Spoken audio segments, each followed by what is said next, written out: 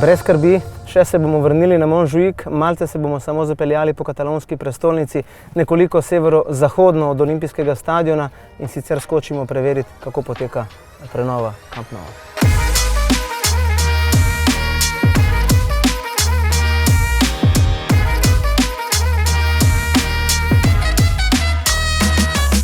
Počasi, tako kot življenje v Barceloni.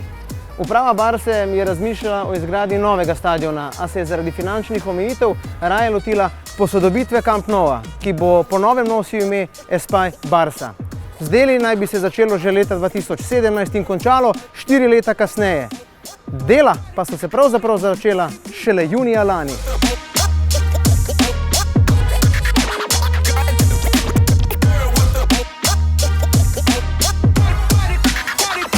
Po izgradnji, ki je bila ocenjena na začetku na 600 milijonov evrov, bo nogometni stadion sprejel 105 tisoč obiskovalcev in bo po kapaciteti največji v celotni Evropi. Barsin predsednik Laporta je vrnitev nanj povedal že za ta mesec, toda zdaj je ta prestavljena na poletje 2026. Vse do takrat bo Barsa igrala na Montjuïcu.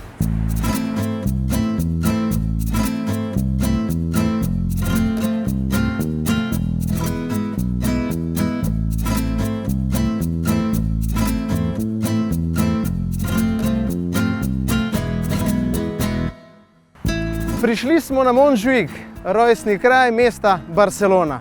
Priljubljena turistična destinacija, primerna predvsem za pobeg iz mestnega vrveža, ter seveda za občudovanje lepot katalonske prestolnice.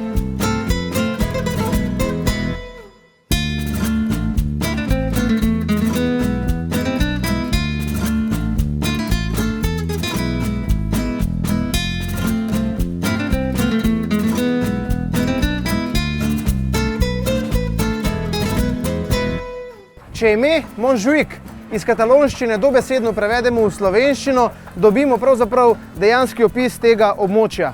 Judovska planina. Ravno tu pod nami je namreč srednjeveško judovsko pokopališče, ki je bilo leta 2007 razglašeno tudi za območje nacionalnega interesa.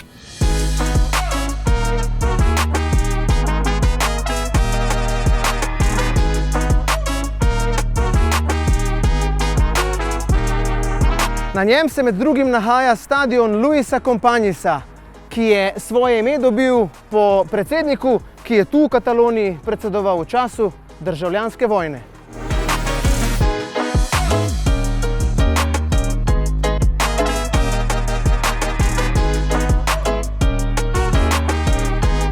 Nogometni stadion v Olimpijskem parku je gostil poletne olimpijske igre, na katerih je prvič pod samostojno zastavo prav tukaj nastopila tudi Slovenija in osvojila prvi 2 medalji na igrah v svoji zgodovini.